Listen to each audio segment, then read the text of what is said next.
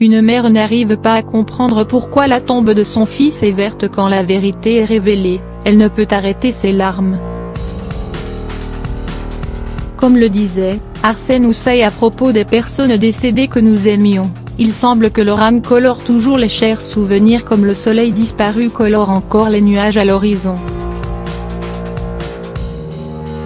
Cette citation illustre l'histoire émouvante de cette mère qui a perdu son fils mais dont la tombe est d'un vers surprenant. L'histoire émouvante de cette mère.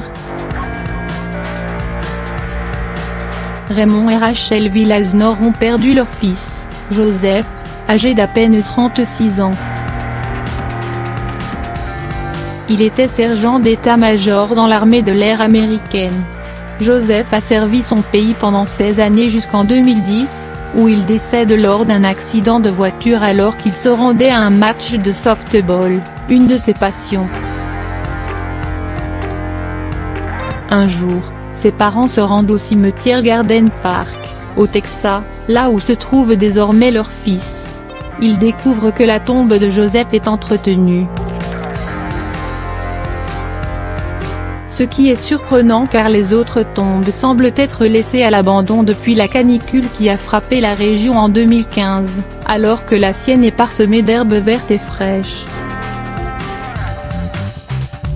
En effet, un vieil homme âgé de 86 ans, Jack Reusig, entretient quotidiennement la tombe de sa femme Liz car il assure qu'elle repose en paix dans un bel endroit.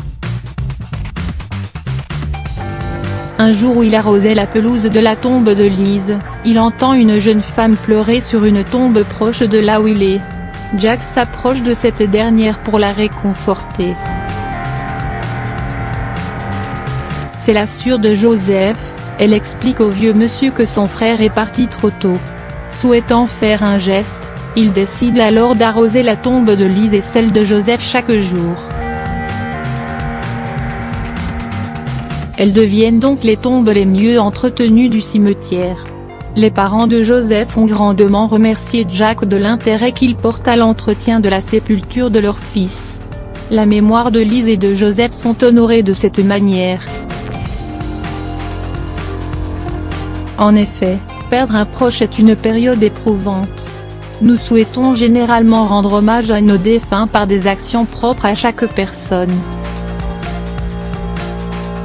Toutefois, nous passons surtout par une période de deuil en tant que personne survivante.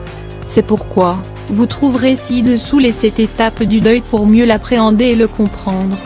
Les 7 étapes du deuil. 1. Le choc c'est l'une des phases les plus courtes qui survient au moment de l'annonce de la perte. Que l'on s'y soit préparé car la personne souffrait d'une maladie incurable ou que la mort soit arrivée brusquement, nous sommes sous le choc, voire sidérés d'apprendre que cette personne ne fera plus partie de notre monde. 2. Le déni. On refuse de croire à cette annonce et nous rentrons dans une étape de déni. Certaines personnes s'enferment dans cet état pour se protéger de la douleur car c'est un mécanisme humain d'autodéfense face à une situation que l'on ne souhaitait vraiment pas. 3. La culpabilité. À ce stade, la personne endeuillée réalise que la perte est bien réelle. C'est douloureux et effrayant mais surtout on éprouve de la culpabilité. On a l'impression de ne pas avoir été assez bien avec le défunt, de ne pas avoir eu le temps de lui dire combien on l'aimait. On a des remords à tel point qu'on se rend même responsable de sa mort. 4. La colère et le marchandage. Une injustice règne à travers ce décès, on se demande pourquoi lui ou elle, pourquoi un de nos proches est parti trop tôt. On ne gère plus ce sentiment d'énervement intense. On blâme les autres et on essaye de négocier, avec un être supérieur, pour échanger notre vie contre la sienne. 5. La dépression. Cette étape nous amène à accepter le décès sans en être réellement capable. On tombe alors en dépression. Nous sommes face à des troubles du sommeil, un moral en berne et des idées noires qui nous aideraient à rejoindre cet autre qui nous manque tant. Si c'est la reconstruction. C'est une phase de test dans laquelle nous essayons de nous ouvrir aux autres et de soigner notre mal-être et notre souffrance profonde. On tente des activités diverses pour nous changer le moral, on s'occupe l'esprit pour sortir de notre peine. C'est l'amorce de la prochaine étape. C'est le moment où l'on accepte la réalité. On reprend goût à la vie en ayant une lueur d'espoir dans nos projets et notre avenir.